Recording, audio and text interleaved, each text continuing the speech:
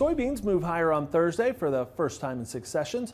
But what could the release of the supply demand report from USDA later today mean for markets? Michelle Rook is back with more in Markets Now.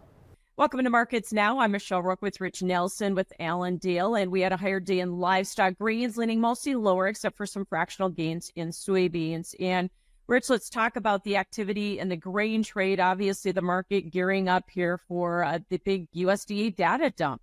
It certainly is. And, the story for these grains is actually relatively clear cut. For corn, we have to see a significant change in these index stock numbers and or the South American story before it can really suggest that this downtrend is ready to stop here just yet. So the corn story is relatively straightforward. We need to look for some pretty significant changes to really change this downtrend. Soybeans tried to bounce, and currently we're oversold. But as we go into the reports, I know we did see some report positioning on Thursday. How bearish does the report have to be? Because we've priced a lot of it already in, haven't we? We're certainly right. And keep in mind here, though, the trade estimates for this report are for only a minimal change at best for soybean ending stocks. This market is pricing in the belief itself that the stocks will be raised on this report, or that Brazil will have no real significant problems and that production numbers as they stand will be changed too much. So I think we can probably argue for the soybeans specifically, maybe a little too far, too fast in these past couple weeks of sharp downtrend.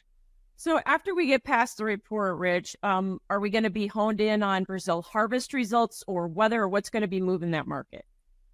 I would still more focus on the Brazil story in the grand scheme of things for us right now, especially for the soybean discussion.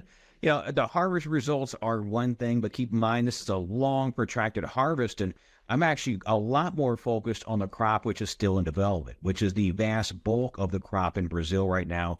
January and February are the 2 months which determine the vast bulk of yield determination. So we've had some light damage so far in the vegetative stage, but I think our discussion right now is really, will this recent light change in the weather pattern here for Brazil stay with us for the rest of this month, or is this now over? So I think that's a much bigger issue for us right now. Okay, thanks for joining us, Rich Nelson with Allendale. We'll have more AgDay coming up.